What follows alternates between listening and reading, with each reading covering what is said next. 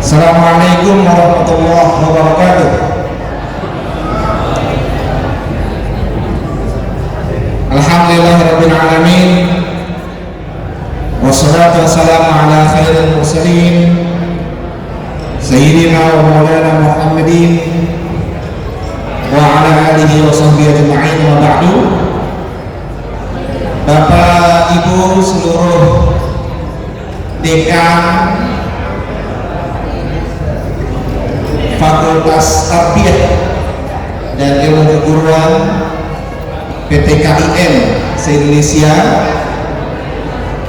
pada malam hari ini mohon izin bahwa ada agenda lanjutan setelah pembukaan, yakni seminar pada malam hari ini dengan pembicara kita.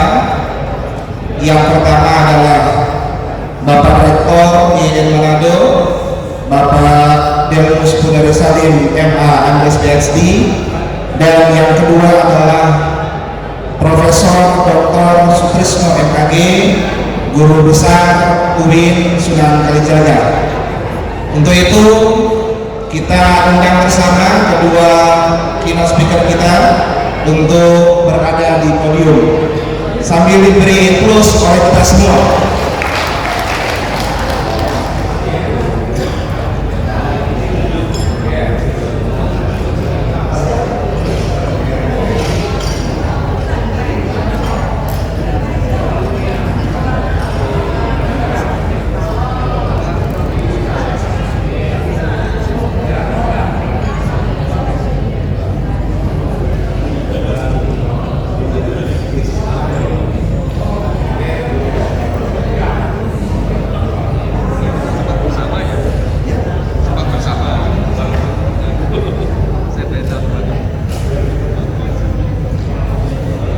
Bapak Ibu yang terhormat, pada malam hari ini ada dua tema yang akan dibahas oleh para pembicara kita untuk memberikan pengayaan, menghadirkan perspektif tentang yang pertama oleh Bapak Delmus Pundari Salim mengenai gerakan penguatan moderasi beragama dari Manado untuk Indonesia, dan yang kedua adalah Bapak Profesor Dr. Sutrisno MKG yang nanti akan menjelaskan tentang pendidikan Islam menghadapi tantangan peradaban global, revitalisasi keilmuan dan peran sarjana pendidikan Islam. Bapak Ibu yang kami hormati, mengingat ini sudah masuk jam 10 kurang seperempat. Kalau yang dari wilayah barat masih aman karena masih jam setengah 9. Yang dari wilayah timur, dari Papua, Sorong, Maluku, Ambon, ini sudah jam setengah 11 lewat. Jadi mohon maaf, sambil kita menikmati coffee break, Bapak Ibu sekalian sudah ada di belakang, kita juga akan menerima materi penjelasan pengayaan dari para keynote speaker kita pada malam hari ini. Dengan tidak memperpanjang lebar, pembukaan dan pengarahan dari moderator kita berikan langsung yang pertama kepada Bapak Delmus Pundari Salim untuk menyampaikan materinya. Pada beliau, silakan. Terima kasih. Assalamualaikum warahmatullahi wabarakatuh. Saya merasa terhormat bisa memberikan materi bersama Profesor Sutrisno yang sudah malang melintang dalam keilmuan di PTKIN. Untuk memperpendek waktu, saya diminta untuk bisa menjabarkan tentang apa yang bisa kita pelajari dari Manado tentang moderasi beragama. Seperti yang kita ketahui bahwa moderasi beragama dan wawasan kebangsaan saat ini sangat diperlukan dan sudah masuk RPJMN 2020-2024 karena banyaknya berkembang cara yang menyampingkan martabat kemanusiaan, yang terkadang membunuh orang lain dianggap bagian dari praktek keagamaan yang dimaksud. Yang kedua, kita juga bisa melihat bahwa moderasi beragama diperlukan saat ini karena seringnya takfiri dari satu kelompok ke kelompok yang lain, sering mengatakan orang lain sesat dan seterusnya secara mudah, tidak dilakukan oleh lembaga yang berwenang. Dan tentu saja moderasi beragama juga diperlukan karena sering pemahaman keagamaan kita melupakan bingkai NKRI. Nah, kenapa kita bisa belajar dari Manado? Seperti yang kita ketahui, Manado selalu masuk dalam 5 besar kota dengan indeks toleran tertinggi di Indonesia yang selalu dilakukan oleh misalnya Setara Institut. Kita semua sudah tahu moderasi beragama itu apa. Moderasi beragama bukan moderasi agama, tapi merupakan cara pandang, sikap, praktik beragama dalam kehidupan bersama dengan cara menjawabkan esensi ajaran agama, melindungi martabat kemanusiaan dan membangun kemaslahatan umum yang kemudian melandaskan prinsip adil, berimbang dan menaati konstitusi sebagai kesepakatan bersama. Nah, seperti yang tadi sering bertanya, ekstrim itu seperti apa? Saya kira kita bisa melihat tadi pemahaman keagamaan yang mencederai nilai luhur kemanusiaan, melanggar kesepakatan bersama dan melanggar ketentuan yang kita sepakati bersama.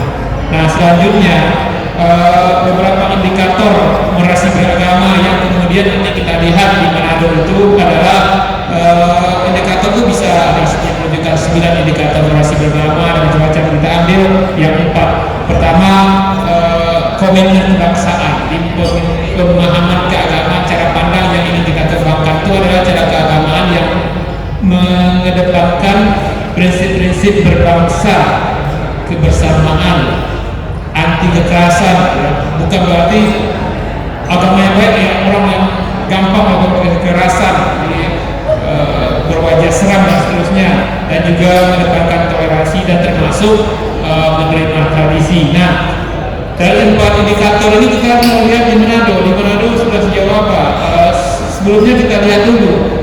Manado itu jumlah penduduknya menurut laporan angka statistik Sulawesi Utara dalam angka itu jumlah penduduk kota Manado ada 451.916 jiwa dan muslimnya ada sekitar 38,67%. Jadi kita melihat bahwa umat muslim di kota Manado itu persentasenya 38%.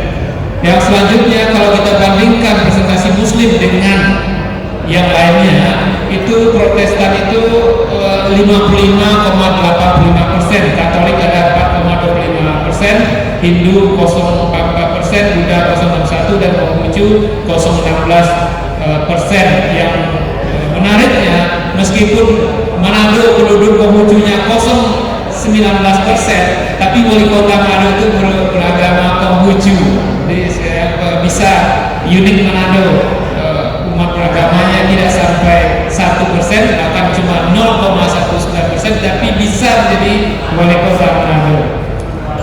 Selanjutnya rumah ibadah. Nah, ini yang menarik.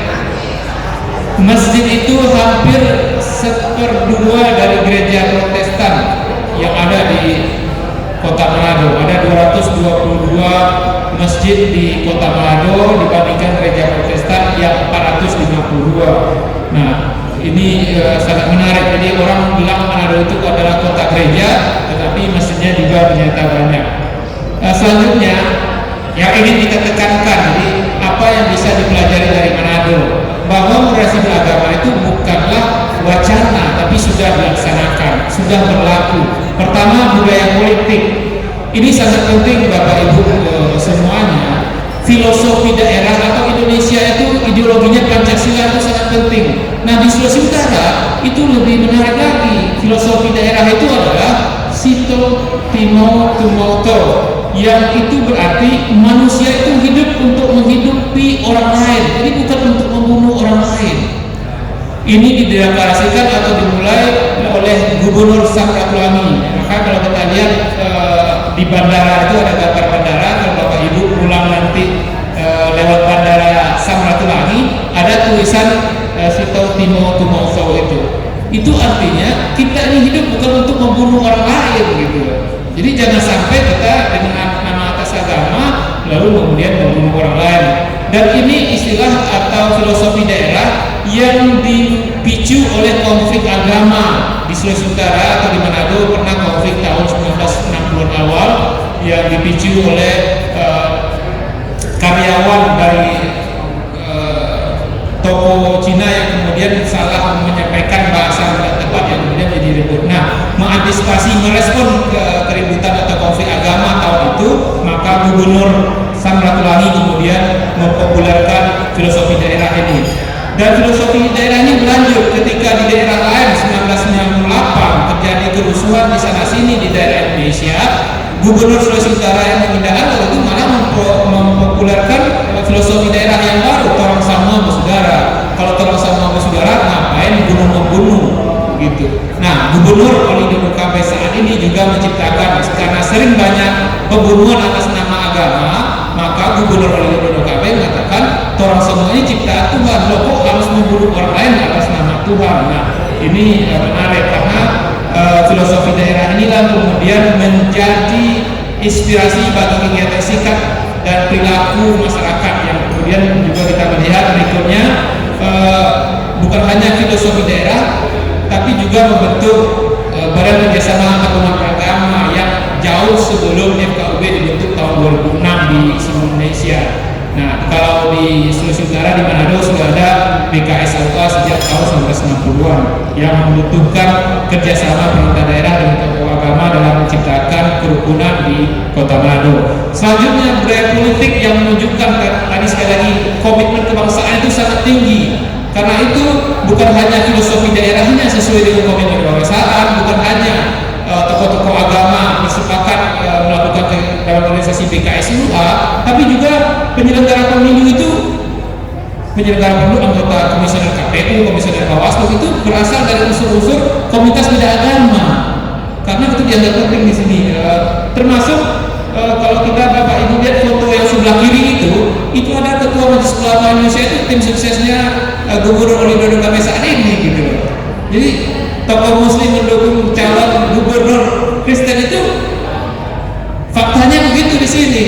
Kalau tempat lain diharamkan macam-macam, tapi di sini kita komitmen kebangsaan, kita milih pemimpin politik dan seterusnya, termasuk gambar sebelah kanan itu.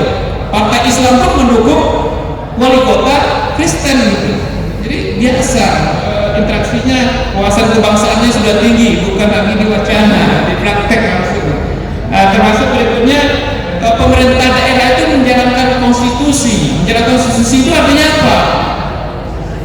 Di gambar sebelah kiri itu Bapak Ibu pernah mendengar ada masjid atau tempat ibadah yang kemudian diganggu oleh masyarakat sekitar, tapi kemudian bupatinya kemudian berikan izin, secara otomatis kemudian berikan izin, karena itulah tugas Bupati Minahasa Utara sebagai contoh. Tidak seperti yang kemarin kita dengar Bupati Cilegon malah menolak. Di sini itu mohon maaf perlu saya sampaikan, masjid tadi ada 222 di Kota Manado, itu rata-rata tidak punya izin, tapi tidak ada masalah karena itu adalah hak warga negara untuk bisa beribadah di rumah ibadahnya dan mendirikan rumah ibadah. Kalau SKB 3 Menteri itu nomor kesekian, kenapa? Karena itu hak warga negara. Kenapa harus ini itu? Nah, itu di Sulawesi Utara itu selama warga sepakat, kenapa harus ada kertas-kertas itu? Nah, itu makanya tadi masjid-masjid itu kalau di tempat lain saya tidak percaya, sulit bagi gereja yang tidak punya izin untuk berdiri. Di sini masjid tidak punya izin bisa berdiri. Jadi menarik di sini. Karena waktu selanjutnya, jadi bukan hanya pemerintah daerah itu membiarkan rumah ibadah selama disepakati tidak ada konflik antar masyarakat, tapi juga kalau ada konflik itu cepat menanganinya. Dalam waktu 2 jam pemerintah daerah cepat. Jadi tidak dibiarkan menjadi masalah sosial yang melebar. Contohnya dulu ada Habib Bahar ditolak dan seterusnya, langsung pemerintah masuk menyelesaikan masalah itu, tidak dibiarkan menjadi konflik masyarakat. pemerintah itu tanggaplah menjalankan konstitusi untuk katakanlah keamanan dan seterusnya. Selanjutnya budaya sosial itu ada toleransi dan anti kekerasan, ya budaya Mapalus itu misalnya dulu itu orang yang satu suku atau satu fam yang kemudian berbeda-beda agama tetap melakukan kerjasama, gotong royong, arisan, bertemu keluarga. Jadi temuan keluarga antara mereka yang beda-beda agama itu dilaksanakan Mapalus dalam banyak hal, termasuk juga menghargai mereka yang beda agama, berteman dengan orang beda agama dan seterusnya. Saya bermain badminton dengan orang yang beda agama dari Islam ke Kristen, tapi kita tetap saja main badminton. Jadi di sini itu lakum dinukum waliyadin itu jalan gitu, tidak dikonflikkan dan seterusnya. Nah, termasuk budaya ekonomi, menerima tradisi. Ini nasabah bank perbankan Islam di Sulawesi Utara itu di Kota Manado itu Kristen itu banyak. Nah, terakhir saya contohkan dalam tradisi ini, Masjid Istiqlal di Kampung Arab di Kota Manado itu tradisinya adalah di masjid itu, di bangunan itu tidak boleh perempuan sholat di situ. Perempuan kalau mau sholat itu di gedung di luar masjid. Tapi tradisi itu diterima, tidak dipersoalkan. Nah, ini yang menariknya juga. Jadi kalau perempuan mau sholat, ya ada disediakan musola di luar masjid. Nah, ini kan tradisi yang bisa saja di tempat lain bisa konflik, tapi di sini karena itu dianggap tradisi Arab Yaman yang awal-awal datang mengangkat bahwa masjid khusus untuk laki-laki, ya kemudian diterima. Nah, penghargaan terhadap tradisi itu penting sehingga tidak konflik. Mungkin demikian waktu yang bisa saya sampaikan. Terima kasih. Assalamualaikum warahmatullahi wabarakatuh. Terima kasih banyak kepada Pak Rektor yang sudah memberikan penjelasan kepada kita tentang bagaimana model moderasi beragama di Manado yang itu kemudian mendapatkan penghargaan nasional Manado sebagai kota toleran. Saya sedikit menyambung, bahkan ada hal unik. Manado ini akhirnya menjadi tempat banyak peneliti datang untuk meneliti. Ada beberapa kejadian yang lalu juga pernah mau menikah tapi pindah agama, lalu dibuat acara seremoni di gereja pelepasan agama, baru bisa kemudian melakukan pindah agama dan pernikahan. Ini hal-hal yang unik juga. Nanti silakan Bapak Ibu kalau ingin mempersiapkan pertanyaan. Namun sebelumnya kita akan mendengarkan terlebih dahulu pembahasan kajian oleh Prof. Sutrisno tentang pendidikan Islam menghadapi tantangan peradaban global, revitalisasi keilmuan dan peran sarjana pendidikan Islam. Pada beliau, Bismillahirrahmanirrahim. Assalamualaikum warahmatullahi wabarakatuh. Alhamdulillahilladzi nahmaduhu wa nasta'inuhu wa nastaghfiruh wa na'udzu billahi min syururi anfusina wa min sayyiati a'malina. Man yahdihillahu fala mudilla lahu wa man yudlil fala hadiya lahu. Allahumma shalli ala Muhammad wa ala ali Muhammad. Amma ba'du. Bapak Rektor yang kami hormati, Pak Wakil Rektor 1, ini yang lalu kapan sama-sama Wakil Rektor 1, beliau masih meneruskan sudah selesai. Kan udah 2 periode.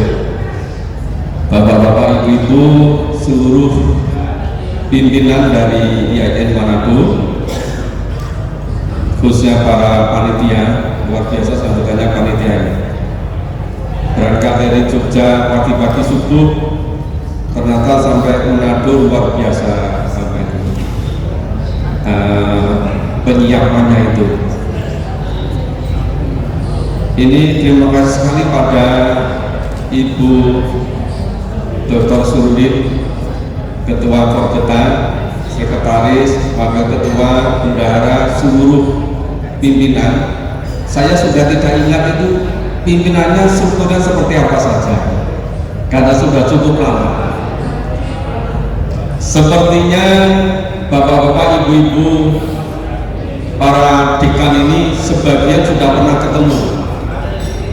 Cuma ketemunya ada yang sudah lama sekali, udah puluhan tahun nggak ketemu sudah pamflet. Jadi seperti Pak Dekan dari Gorontalo itu nggak tahu berapa puluh tahun nggak ketemu. Jadi lupa, saya kira sudah rektor beliau ini, ternyata masih dekat. Saya baru tahu ternyata apa bedanya fordetak zaman saya dulu dengan zaman sekarang, Pak Rektor. Zaman saya dulu ProDD Nuramin Surabaya itu nggak pakai seragam. Sekarang sudah pakai seragam, luar biasa. Iya. Tentu saya ini ikut bangga, ikut senang, ikut bahagia. Ternyata fordetak yang dari tahun 2006 sampai 2010 akhir dulu, terus sekarang sudah berkembang demikian rupa. Maka ikut senang, ikut menyaksikan keberhasilan dari Bapak Ibu Dekan keseluruhan. Begini, sebetulnya ketika kami membaca surat dari Pak Dekan, Pak Dianto, dari Bu Ketua Fordetak Bu Surudin, saya itu nggak gitu paham maksudnya judul ini. Tapi begitu Bu Dr. Surudin sampaikan tadi, saya baru nyambung. Ternyata masih kaitannya dengan dulu. Nah, sepertinya bicara ini kan waktu sangat singkat ya. Tadi sebutkan yang di Papua sudah jam berapa tadi kan? Hampir jam 11 itu. Makanya sedikit saja. Kaitannya di mana? Ini sebenarnya ada 3 kata kunci. Yang pertama, pendidikan Islam menghadapi tantangan peradaban global. Pas saya membaca ini, langsung muncul pada pikiran, kenapa kok tantangan? Kenapa kok bukan peluang dulu? Pendidikan Islam menghadapi tantangan peradaban global. Mengapa menggunakan kata tantangan? Kenapa bukan menggunakan istilah momentum atau peluang? Semula di situ. Tapi ternyata maksudnya dinamika fordetak demikian rupa. Itu satu hal. Hal yang kedua, itu revitalisasi keilmuan pendidikan Islam. Yang ketiga, peran sarjana pendidikan Islam.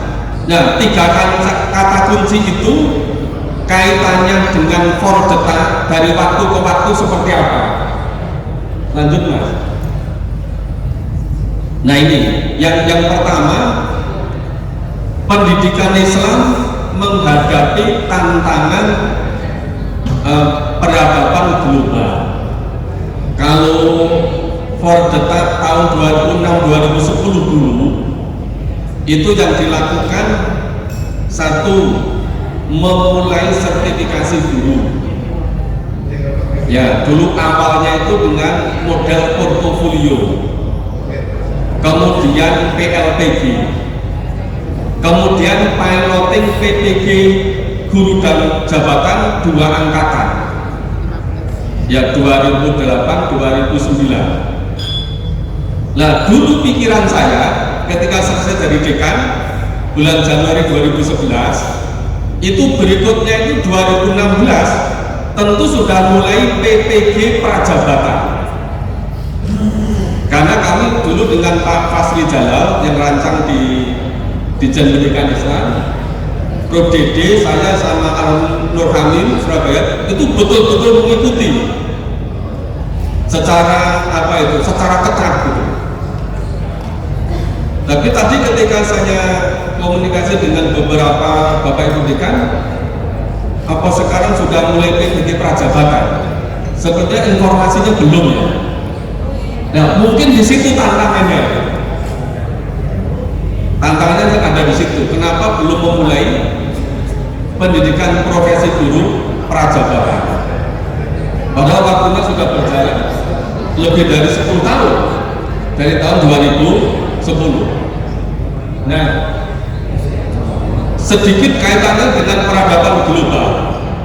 Ini yang pendidikan Islamnya itu tentu rujukannya Forketa ini itu memiliki tugas besar bagaimana pendidikan Islam yang acuannya itu pada Pancasila, Undang-Undang Dasar 1945, Undang-Undang Sisdiknas, ya bisa diteruskan aja Mas Andi. Nah terus itu kaitannya nanti ceritanya bisa dibaca sendiri, diteruskan saja sampai ke peradaban global. Nah ini, jadi dulu itu merumuskan bagaimana Forketa ini menurunkan dari Pancasila, 5 sila itu, ke Undang-Undang Dasar 1945, ke Undang-Undang Sisdiknas. Di situ misalnya di pasal 12 ayat 1 ayat 2.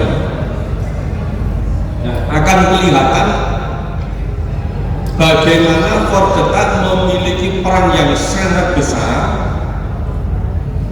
untuk mewujudkan Undang-Undang Dasar 1945, Undang-Undang Sisdiknas, dan bagaimana merealisasikan Undang-Undang Sisdiknas khususnya pasal 12.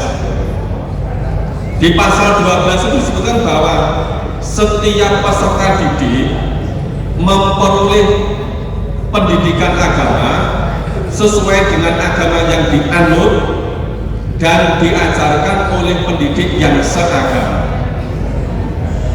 Ini di seluruh wilayah Indonesia.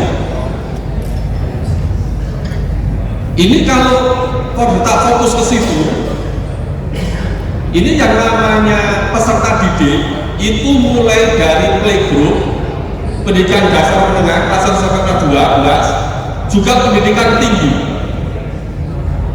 Taruh misalnya mahasiswa di Indonesia ini yang usia kuliah itu sekitar 21 juta, yang bisa kuliah sekitar 7 juta.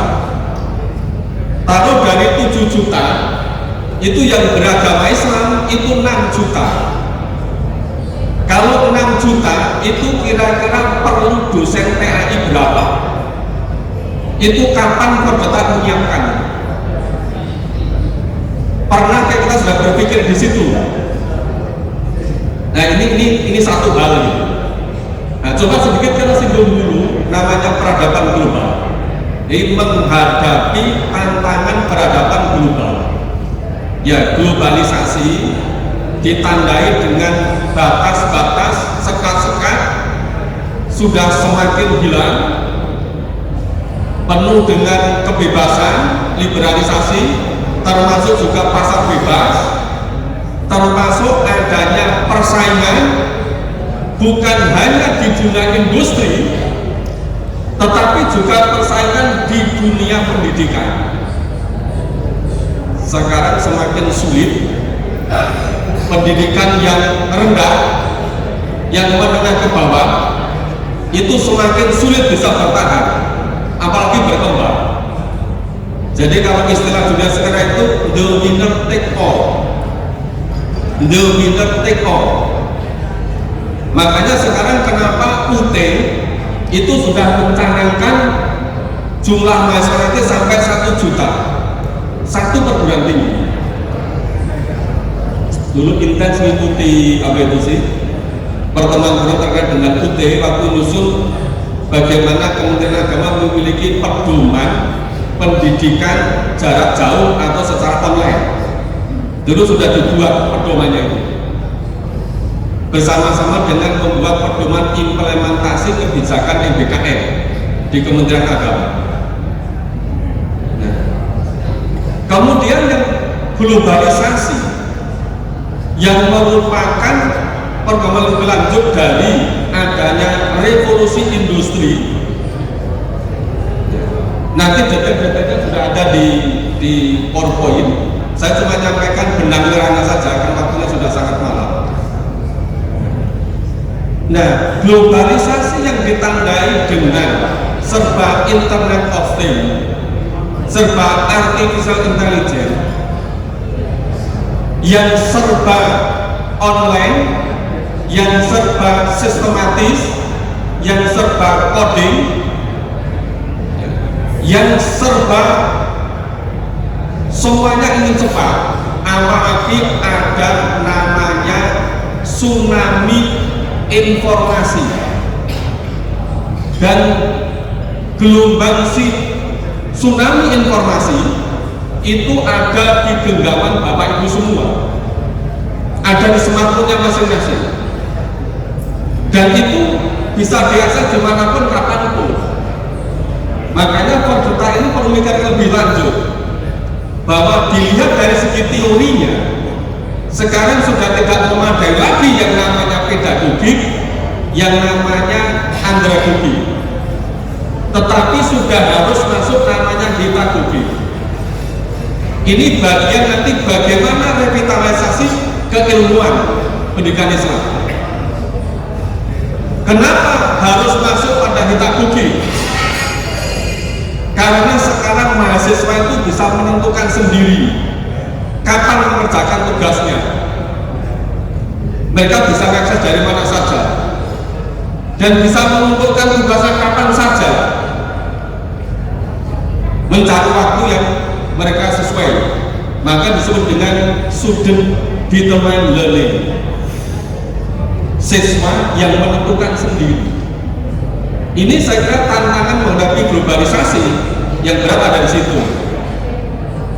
Nah, peradaban globalisasi juga disertai dengan adanya disruption. Yang disruption ini secara mudah diartikan upside down. Jadi kalau misalnya ketika kami sedang ngomong ada yang katakan itu namanya interupsi. Tetapi kalau Bapak Ibu sedang asik-asiknya membaca di situs, tahu ada promosi masuk, nah, that is disruption. Jadi terus-terus terjadi seperti itu. Nah, era milenial yang ditandai dengan disruption tadi itu mengharuskan PAI mengalami revitalisasi. PAI menghadapi tantangan yang sangat berat. Belum nanti persoalannya namanya globalisasi, yang namanya disruption itu membawa korban. Nah, yang menjadi korban adalah pendidik yang biasa-biasa, baik guru PAI maupun dosen PAI. Kenapa yang biasa-biasa kena korban dari disruption? Karena sebagian besar tugas pengajaran itu sudah akan digantikan oleh media sosial, digantikan oleh sumber belajar digital. Di mana-mana ditemukan namanya learning management system pada pendidikan Islam. Sudah bisa dengan sangat mudah yang disebut dengan sumber-sumber belajar digital, termasuk modul, termasuk buku akademik. Itu yang menjadikan pada ranah pengajaran itu sebagian besar sudah bisa digantikan oleh media sosial dan sumber belajar digital. Yang belum bisa secara serta-merta digantikan adalah pendidikan. Bagaimana terkait dengan perbaikan perilaku, terkait dengan sikap, terkait dengan kejujuran, terkait dengan cara-cara hidup Islami, terkait dengan tanggung jawab, bagaimana menjadi contoh yang baik, itu tidak bisa serta-merta digantikan oleh media sosial dan sumber belajar digital. Nah, sampai di situ itu sudah sampai pembicaraan bagaimana pendidikan Islam menghadapi tantangan global dan perlunya revitalisasi pendidikan Islam. Nah, sekarang tinggal keyword yang ketiga, ya, peran dari sarjana pendidikan Islam. Tadi kalau pada era tahun 2006, 2007 sampai 2010 ketika kami jadi pengurus Pordeta yang dihadapi oleh sarjana pendidikan Islam memang tidak seberat sekarang. Kenapa tidak seberat sekarang? Yang dulu itu pengaruh dari media sosial itu belum sehebat sekarang, belum sedahsyat sekarang.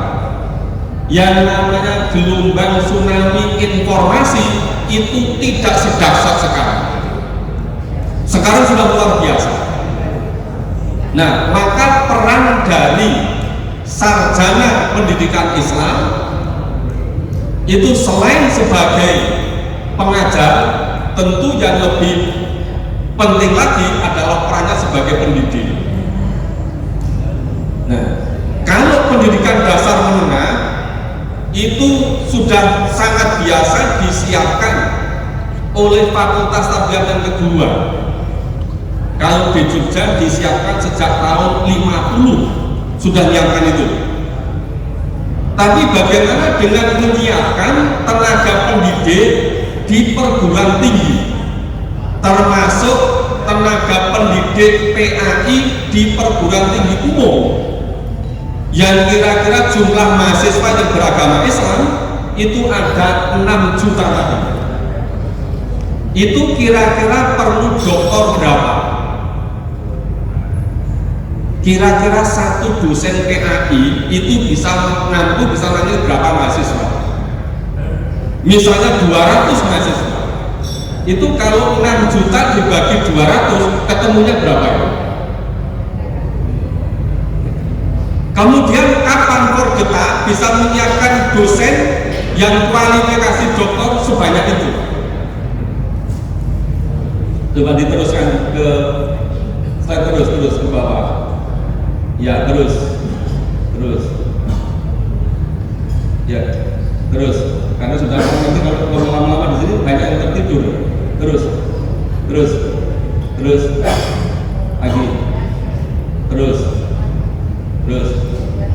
terus lagi. Nah, ini seharusnya fakultas agama yang besar-besar sudah berpikir ke sini. Jadi merancangnya itu mulai dari ya, visi, misi, tujuan, profil lulusan, terus CPL prodinya, penetapan bahan kajian, maka terus itu mestinya beda antara level 6, level 7, level 8, level 9 ke doktor. Pordeta harus bisa menghasilkan dosen-dosen PAI yang berkualifikasi doktor. Nanti misalnya taruh untuk Jakarta, misalnya UI atau ITB di Bandung atau UGM di Jogja, ada di fakultas kedokteran, ada di fakultas ekonomi, ada farmasi, ada teknik. Begitu dosen yang bidang keilmuan itu keilmuannya, kepakarannya luar biasa. Itu kalau dosen PAI-nya tidak mencapai pendidikan tertinggi doktor, itu kira-kira PAI sudah habis oleh performa dari dosennya. Ini yang bertanggung jawab mestinya Pordeta. Nah, ini saya kira yang tadi selain tadi yang disampaikan Bu Ketua, bagaimana Pordeta memberikan kontribusi terhadap arah pendidikan Indonesia ke depan, saya kira kalau ini sebetulnya sudah relatif terlambat menyiapkan ini. Karena kebutuhan dosen PAI di perguruan tinggi umum itu kalau yang menyiapkan bukan Pordeta, itu siapa kira-kira yang menyiapkan? Apa kira-kira Fakultas Usuluddin yang menyiapkan? Apa Fakultas Dakwah gitu? Mestinya kan menjawab. Jadi kalau tahun 50 sampai tahun 2000-an itu tarbiyah masih asik menyiapkan guru-guru dan dasar menengah, seharusnya dari tahun 2000-an sampai seterusnya itu juga bertanggung jawab menyiapkan dosen-dosen PAI di perguruan tinggi umum. Maka tadi sepertinya Fordeta berpikir ke depan, selain bagaimana produktivitas kinerja dari Fordeta terus ditingkatkan, tapi bagaimana juga tadi apa konsorsium atau asosiatif apapun namanya. Saya kira sebagai partner nanti ke depan di sini. Ya, sebab kalau ini nanti tidak ada yang nawar, seperti misalnya sudah sekian kali kita merumuskan pedoman apa saja di kementerian, termasuk pedoman implementasi kebijakan MBKM. Bagaimana implementasinya? Tadi Bu Ketua menyampaikan ternyata di Tarbiyah Jakarta yang student agent-nya dari Malaysia, yang Indonesia sendiri belum kunjung datang misalnya. Itu baru satu persoalan. Kenapa demikian? Termasuk juga ketika dulu sudah merumuskan pedoman implementasi integrasi keilmuan, itu implementasinya bagaimana? Sudah dirumuskan semua. Pedoman implementasi pembelajaran, pedoman implementasi penilaian, kemudian pedoman implementasi untuk pendidikan jarak jauh, pendidikan secara online, itu semuanya sudah dibuat pedomannya di kementerian. Tapi ini bagaimana implementasinya? Nah itu saya kira nanti kalau ke depan itu Fordeta memiliki partner, kemudian secara bersama-sama bersinergi, saya kira akan mempercepat peran dari Fordeta ke depan.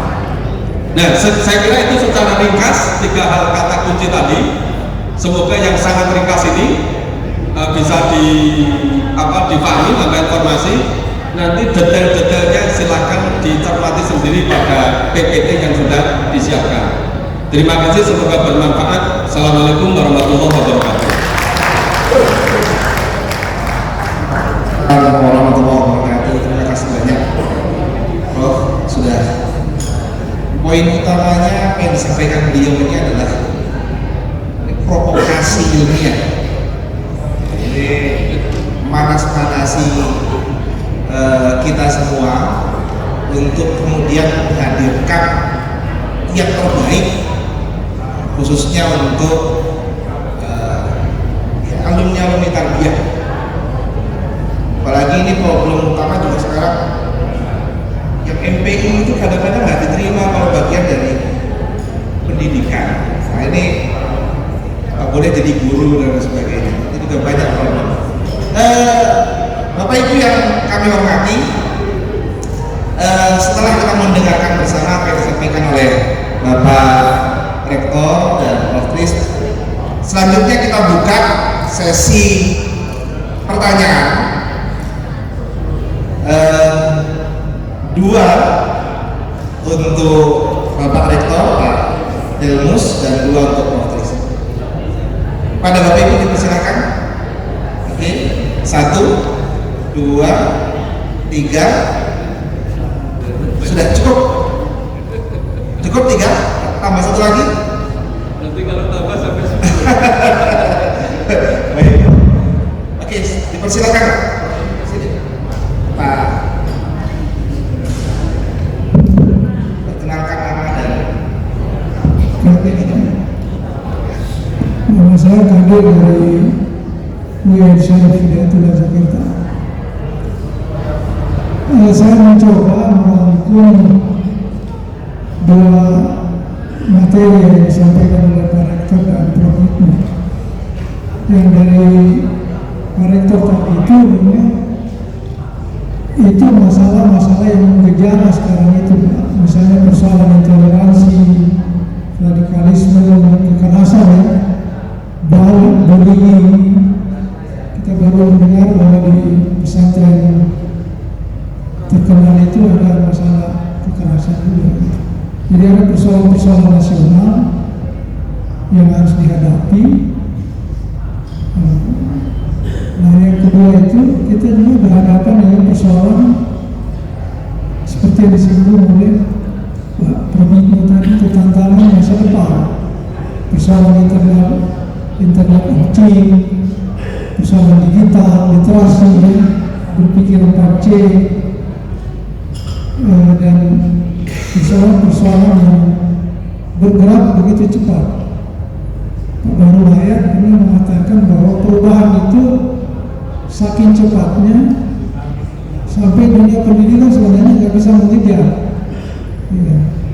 Jadi teknologi dan perubahan itu begitu cepat sehingga sekali kurikulum dibuat itu selalu ketinggalan. Pertanyaan saya, berdasarkan dua hal tersebut, itu kan masalah utama dari pendidikan agama Islam.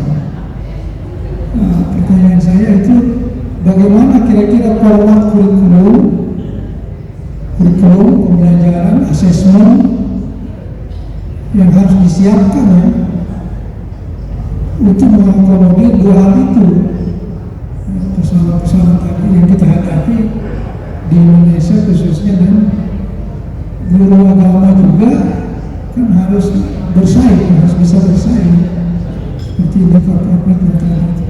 Nah, kita belum lihat greget kita untuk mengubah kurikulum PAI itu ya, seperti apa untuk menjawab tantangan itu. Dan kita mendapat data misalnya PTKIN itu, terutama yang FITK, itu jurusan PAI kan yang paling besar ya. Hampir seluruh PTKIN Indonesia itu selalu tiap tahunnya menerima paling banyak mahasiswa. Nah, saya kira itu pertanyaan saya tadi itu gimana ya bisa mengakomodir dua hal itu agar ada di dalam konten kurikulum, pembelajarannya, asesmennya, supaya kita tidak ketinggalan mengakomodir persoalan-persoalan yang kita hadapi, tapi juga tidak ketinggalan dengan persoalan tentang masa depan. Saya kira itu pertanyaan saya. Terima kasih. Assalamualaikum warahmatullahi wabarakatuh.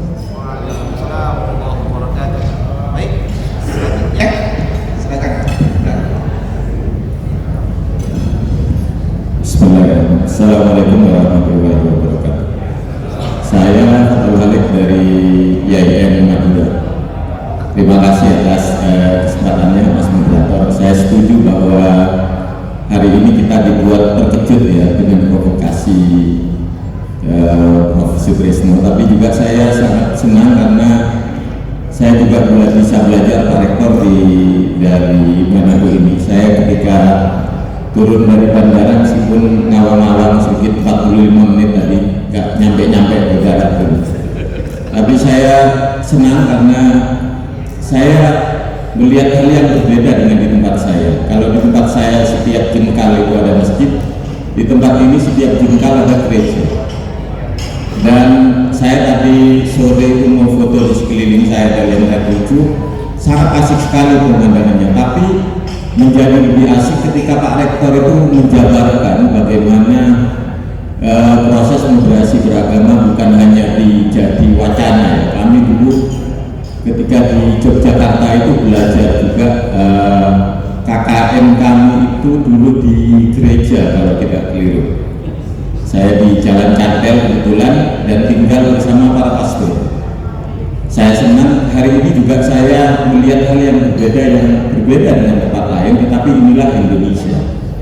Jadi saya tidak khawatir kalau ada orang-orang memprovokasi atas nama agama. Kami mempunyai contoh di Manado. Terima kasih Manado sudah menjadi contoh. Yang kedua, bagi saya juga kita memang target itu terlalu fokus ke S1 ya menurut saya. Betul kata Prof. Sutrisno. Makanya kami berharap nanti kalau jadi profesor sepertilah Pak Sutrisno tadi tetap segar gitu. Dan wacana-wacana tetap menarik. Misalnya dibuat terkejut dengan S2 dan S3 yang ngajar di PTU ya, perguruan tinggi umum. Bisa dibayangkan. Kebetulan beberapa anak-anak kita sekarang itu ada di PTU, perguruan tinggi umum. Dan mereka itu betul kata Prof. Sutrisno, saya mencatat ada yang menarik dari Prof. Sutrisno tentang pembelajaran mereka yang 24 jam, bahkan kurang itu kalau 24 jam untuk belajar. Sementara kita baru jam 10 ini sudah diingatkan dengan waktu. Jadi ternyata memang kita ini kalah sama anak-anak sekarang dari sisi kekuatannya ya. Terima kasih Pak Sutrisno, dan tentu ini lejutan kepada kita bersama, terutama bagi yang sudah punya program pasca sarjana ya. Jadi saya lihat beberapa tesis dan disertasi itu seperti S1 PAI hanya mengulang saja ya, dibandingkan gitu ya, tapi belum banyak karena itu. Terima kasih Pak Sutrisno. Kemudian yang terakhir dengan pertanyaan ini, saya kira penting juga melihat tantangan, betul kata Prof. Sutrisno, bahwa di tempat kami itu di IAIN Madura visinya adalah religious competitive. Jadi menurut kami dua hal ini menjadi hal yang penting untuk disandingkan dan nanti bisa lebih dijabarkan bagaimana sebenarnya religiositas sebagai bagian dari contohnya tadi di Manado dengan yang kompetitif yang digugat oleh Prof. Sutrisno nanti kedepannya seperti apa kira-kira, dan bagaimana kita di tarbiyah itu menjawabnya, karena jawaban hari ini mungkin tidak bisa menjawab 10 tahun yang akan datang, tetapi gambaran hari ini bisa menggambarkan 10 tahun yang akan datang. Terima kasih Prof. Sutrisno, terima kasih Pak Ismun atas beberapa inspirasi. Assalamualaikum warahmatullahi wabarakatuh. Langkah selanjutnya yang ketiga tuh langkah apa?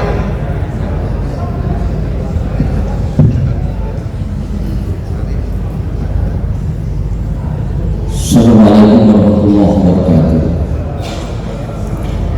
Saya dari Kalimantan Barat, IAIN Pontianak, nama Yatambi.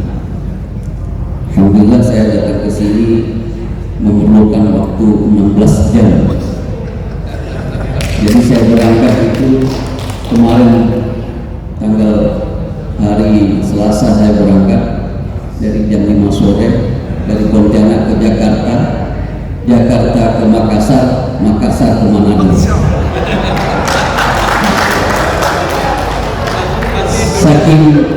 Saking ingin mengikuti acara ini karena pentingnya acara ini, sehingga saya harus datang dengan melewati 16 jam itu. Saya sebagai wakil dekan 1, salam dekan kami, Dr. Dwi Surya Atmaja, menghadiri acara di Lombok.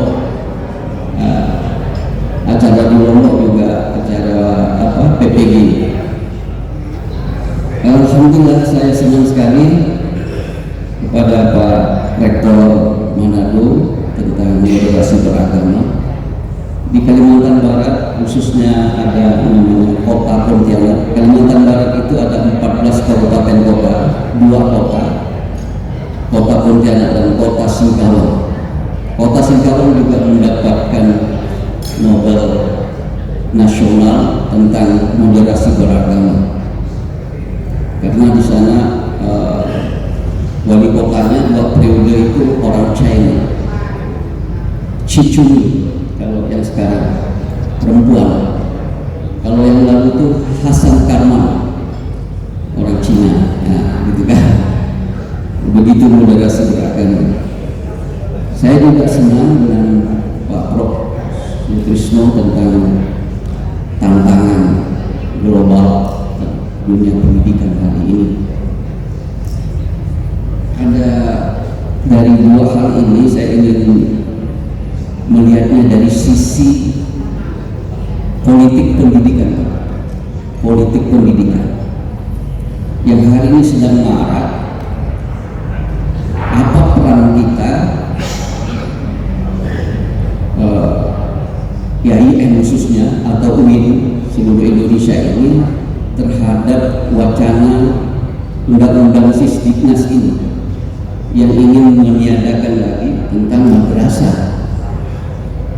Kebetulan saya di Kalbar sebagai Dewan Pendidikan, dan kemarin kita ikut kegiatan nasional di Lombok. Dewan Pendidikan ini membuat rekomendasi dan akan ketemu kepada Pak Menteri dan anggota DPR MPR untuk membincangkan soal undang-undang Sisdiknas ini. Ini saya pikir sangat penting karena dia bagian kenegaraan yang mesti memayungi semua apa yang kita kerjakan hari ini. Saya yakin tidak akan bermanfaat apa yang kita pikirkan hari ini seperti Pak Sutrisno memikirkan tentang tantangan ini kalau di bagian politik ini kita abai, kita sangat abai. Berapa banyak profesor-profesor di IAIN ini tentang kejadian-kejadian hari ini, berapa tahun ini terhadap keagamaan, termasuk moderasi beragama itu juga menjadi program dan juga sekaligus menjadi tantangan bagi pendidikan agama Islam berikutnya. Kurikulum itu tidak akan pernah jalan kalau politiknya tadi, dunia politik itu kita tidak kuasai. Seperti apa kurikulum yang bagus kalau dunia politiknya tidak masuk, tidak akan pernah terlaksana. Saya itu pikiran yang saya bergejolak hari ini. Seperti apa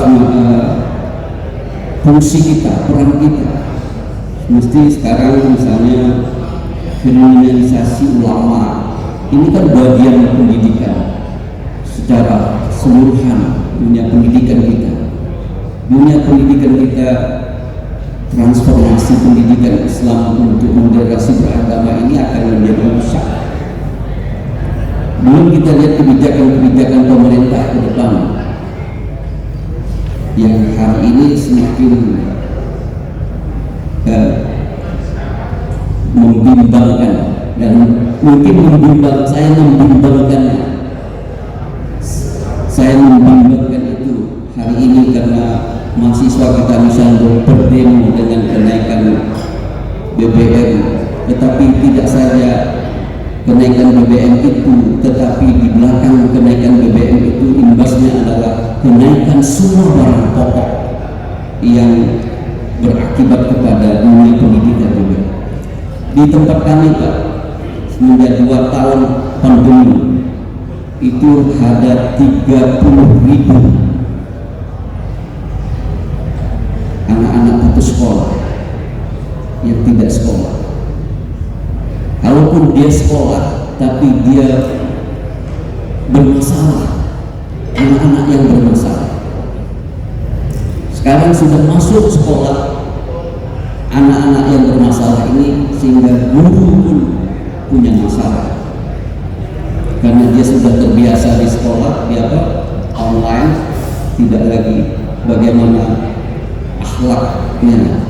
Sekarang dengan guru itu sangat luar biasa. Kalau kita masing-masing melakukan penelitian setelah pandemi 2 tahun itu, seperti apa karakter anak kita terhadap keislaman, akhlak khususnya. Belum masuk lagi hari ini Islam budaya katanya kan, macam-macam itu. Saya kira ini yang merisaukan pikiran saya, kayaknya mungkin saya keliru memandangnya, tetapi saya berpikir lebih utama itu kita lebih menekankan pada politik pendidikan. Saya kira itu Pak, terima kasih.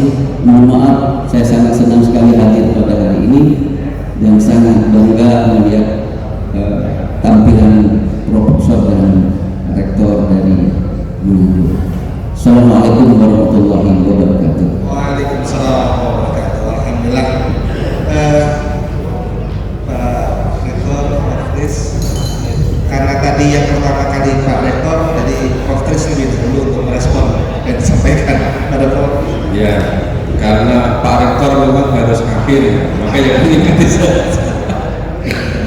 Ini tadi kami dengarkan dari 3 yang memberi respon, baik dari Jakarta, dari Madura, dari Pontianak. Sepertinya suasana kebatinannya kok sama ya, seperti yang disampaikan oleh Bu Ketua Kordetak tadi, bagaimana ke depan. Jadi mungkin juga kalau Bapak Ibu Dekan yang lain menyampaikan mungkin nggak jauh berbeda juga dengan itu.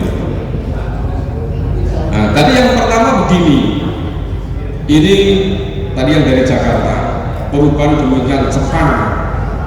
Saya kan dunia pendidikan termasuk pendidikan Islam ini tidak sanggup mengikuti kecepatan itu. Kan seringkali saya katakan begini, kalau pendidikan tinggi itu saya katakan jadi 3. Pendidikan tinggi yang excellent, itu bisa menentukan arah perubahan ke depan. Pendidikan yang memenuhi standar itu sekedar mengikuti perubahan. Pendidikan yang di bawah, artinya kualitasnya di bawah, itu sulit mengikuti perubahan. Nah sekarang maksudnya bagaimana kita menempatkan pendidikan yang kita kelola itu di mana? Yang sebagai pembuat perubahan, atau yang bisa merespon perubahan, atau yang kesulitan mengikuti perubahan. Itu kalau dari segi kurikulumnya bagaimana? Nah kalau sekarang kan dikembangkan yang namanya program Basic Education, OB. Ingat saya sudah mengikuti OB itu dari tahun 2014-15. Itu setiap tahun oleh Dirjen Dikti, rektor, wakil rektor yang pegang ini dari akreditasi A ketika itu setahun sekali dikumpulkan. Itu dijelaskan tentang UB dan perkembangan yang sudah dikasih A ini supaya memiliki international recognition. Itu selalu begitu. Kalau gak terus saya ikuti sampai 5 kali dalam waktu 5 tahun itu. Nah itu kalau seperti Jakarta, saya kira sudah waktunya itu leading, menentukan perubahan, karena seluruh persoalan sudah tersedia. Makanya kan setiap tadi kalau organisasi itu kan intinya satu, bagaimana menghebatkan peran dari lulusan. Cuma kalau dulu fokusnya peran lulusan S1 di KKN level 6, kemudian PPG level 7, kemudian master level 8. Nah saya kira untuk Jakarta, untuk Jogja sudah saatnya fokus untuk juga menyiapkan yang lulusan S3. Syukur-syukur kalau Jakarta itu mau berpikir begini, misalnya ayo melalui Forketa ini kita bagi-bagi tugas. Fakultas tata kelola sudah besar, yang sudah akreditasi seluruh produknya akreditasi unggul, gitu kan? Bahkan sudah internasional, mau menyelenggarakan undergraduate-nya itu hanya kelas internasional saja. Selebihnya S2, S3. Kemudian tarbiyah yang memang masih middle, ya silakanlah fokus ke S1, fokus mulai S2. Tapi yang memang fakultasnya belum excellent, ya saya kira lahan untuk S1 perlu untuk excellent. Seandainya melalui fakultas bisa bagi seperti itu, tentu nanti yang dari berkembang mau benchmark yang advance, yang excellent, itu jadi mudah. Jadi mudah melakukan benchmark. Tapi kalau semuanya fokus garap S1, itu nanti mau benchmarknya kesulitan. Belum kalau kita melihat tetangga sebelah, mereka sudah PTNBH, kemudian buka prodi PAI, buka prodi PBA, buka prodi yang lain-lain, bahkan punya fakultasnya. Sekarang mereka sudah buka S2, 2 tahun lagi mereka buka S3. Apa ke depan kira-kira kita yang tarbiyah kedua ini buka S1 saja, biar S2 S3 berbanding umum, apa rela gitu? Kira-kira Bapak Ibu kan rela nggak itu? Loh kalau di sini nggak mau berpikir ke sana kan diambil oleh tetangga. Iya apa enggak? Bapak dari Madura, Bapak dari Pontianak, sudah tahu kan UPI buka prodi itu sudah berapa lama? UNJ berapa lama? di Semarang sudah mulai banyak, sudah mulai buka S2, mungkin tahun depan sudah buka S3, mereka sudah PTNBH. Nah ini artinya kalau kita telat merespon, nanti walaupun tetangga kita mulainya akhir, tapi kita bisa leading di depan, padahal kita sekarang sudah di depan. Nah lebih baik inilah ayo kita bicarakan bareng-bareng supaya tadi bisa terus mengalami transformasi, bisa benchmark. Termasuk tadi yang disampaikan oleh Pak Dekan dari Pontianak, bagaimana politik pendidikan. Jadi sampai kapan lupa, selama dunia ini ada, dunia akan dipimpin oleh orang-orang yang hebat, orang yang cerdas. Itu produk dari perguruan tinggi. Nah perguruan tinggi itu kalau mata kuliah PAI di perguruan tinggi yang excellent tadi, itu dosen PAI nya nggak dihasilkan oleh target yang excellent, kira-kira bagaimana mewarnai Islamnya? Iya kan? Jadi ada namanya high politics, ada namanya middle politics, ada namanya politik untuk implementasi. Tapi kalau kita berpikir yang lebih strategis, negeri tetap akan seluruh the high level, the top leader itu dari generasi terbaik, itu dari perguruan tinggi yang excellent, dan mereka ada PAI. Siapa yang menghasilkan dosen-dosen PAI yang memberi kuliah di UGM, di UI, di ITB, di Undip, di Erlangga, di Unda, seterusnya? Siapa yang menyiapkan itu? Kalau Forkotak tidak berpikir ke situ, kalau tidak berpikir ke situ, semenjak Bapak Purlanyo juga sedikit begini, kenapa yang dirubah-rubah? Padahal perubahannya sangat cepat. Jadi tadi menjawab pertanyaan Bapak di Pontianak tadi, itu kalau high politik berpikirnya jauh ke sana. Tapi kalau middle politics itu merespon rancangan undang-undang Sisdiknas. Lah kan kita punya sumber hukumnya yang jelas. Pancasila, Undang-Undang Dasar 45 diturunkan ke Sisdiknas. Jadi Sisdiknas tidak boleh lepas dari Undang-Undang Dasar 1945, tidak boleh lepas dari Pancasila. Padahal dulu yang nama Pancasila, Undang-Undang 45 itu dirumuskan itu dari tokoh-tokoh yang tentu sangat memahami bagaimana pesantren, bagaimana madrasah gitu. Iya kan? Makanya asal ini breakdown secara konsisten dari sumber hukumnya, pasti akan leading Pak. Nah makanya tadi Bu Surudin baru menekankan bagaimana merespon itu gitu kan. Kalau respon sendiri kan nggak ada kekuatan, maka perlu kebersamaan. Ya forumnya Forkotak ini bagaimana memiliki kekuatan, kemudian memiliki partner yang memang bisa powerful gitu kan. Jika tadi Bapak yang dari Madura tadi sebenarnya selama ini fokus ke S1 saya ingatkan dari tahun 2008 sebagai dekan Tabek kirim surat ke Pak Rektor, tapi harus buka S2, nggak direspon. 2009 kirim surat lagi, nggak direspon lagi. Ketika 2012 Januari jadi S1 langsung minta Pak Rektor menandatangani, pokoknya fakultas buka S2 S3. Pak Rektor tanda tangan, tapi begitu diprotes itu nggak berani. Begitu Pak Rektor berhalangan, berapa bulan berikutnya saya sebagai pelaksana rektor langsung tak eksekusi. Jadi mungkin dulu kalau nggak pelaksana rektor mungkin juga nggak ada S2 S3 di fakultas di Jogja. Iya. Jadi itu hanya berapa bulan, hampir 90% nggak setuju itu, tapi eksekusi saja. Jadi ternyata memang harus ada keberanian untuk nggak seperti itu. Nah, sekarang ketika mahasiswa S2-nya banyak sekali, S3-nya leading, yang dulu memboikot nggak mau dipasang itu, sekarang sudah mengklaim keberhasilannya. Padahal baru 5 tahun itu, baru 6 tahun itu.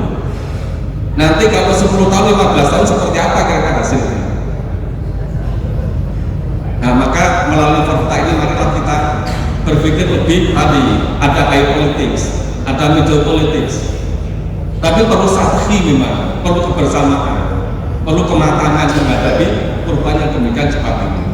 Nah, saya kira secara ringkas seperti itu gitu ya. Nanti kalau lama-lama sudah masuk waktu subuh ya. Semoga bermanfaat. Terima kasih semuanya. Assalamualaikum warahmatullahi wabarakatuh. Ya, karena Profesor Lino sudah menjawab, sebenarnya saya tidak perlu lagi. Saya hanya menambahkan sedikit. Pertama, tantangan digitalisasi atau digital pendidikan itu, makanya ada sekarang perguruan tinggi yang tidak punya gedung, tinggal menyerahkan sertifikat dan perkuliahannya online, dan itu punya sertifikasinya juga. Di Kementerian Agama juga kemudian merespon itu karena banyaknya tuntutan orang ingin kuliah tapi berada jauh di daerah perbatasan atau daerah yang tidak bisa hadir ke kelas, maka Kementerian Agama membangun UT atau Cyber University di IAIN Cirebon, merespon itu bahwa harus kita Kementerian Agama harus ada pendidikan digital gitu.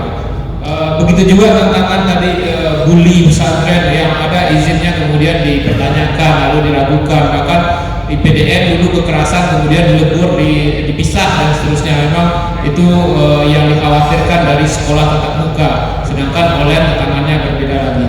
Nah, dan kita harus merespon itu seperti yang saya sampaikan Kementerian Agama tadi, bikin Cyber University di IAIN Cirebon. Selanjutnya Singkawang, Manado, dan Salatiga selalu menjadi 3 besar. Tahun 2020 memang Singkawang nomor 1, Salatiga nomor 2, Manado nomor 3. Sebelumnya Manado dan seterusnya. Jadi memang Salatiga, Manado, dan Singkawang selalu di posisi teratas dalam indeks kota toleran. Nah, yang menarik juga tadi yang saya tanggapi adalah bagaimana kurikulum kemudian moderasi beragama dan seterusnya. Salah satu pendidikan yang baik itu adalah lingkungan. Saya contohkan kalau mengajar multikulturalisme itu adalah sutradara atau pembuat film Upin Ipin. Upin Ipin itu menggambarkan bahwa masyarakat kita beragam. Maka dalam banyak kegiatan, misalnya di American Idol, itu selalu orang kulit berwarna dijadikan di 3 besar dimasukkan. Nah, kita juga bisa melakukan itu dalam moderasi beragama. Dalam beberapa kegiatan kita bikin forum mahasiswa lintas agama di Manado. Jadi mahasiswa Manado itu berkunjung ke seminari Pineret untuk selama 1 minggu tinggal di sana, lalu berinteraksi, berdialog lah Katolik itu seperti apa. Mereka orang Katolik juga bertanya sebaliknya ke mahasiswa yang Manado, Islam itu kok begini dan seterusnya. Sehingga ada lingkungan yang kita ciptakan untuk mengembangkan pendidikan moderasi beragama itu, bukan hanya di kelas gitu. Nah, interaksi-interaksi yang banyak itulah yang banyak terjadi di Singkawang, Salatiga, dan Manado. Interaksi itulah yang membuat pemahaman keagamaannya menjadi moderat, tidak hanya di kelas. Mungkin itu sebagai tambahan saya. Terima kasih.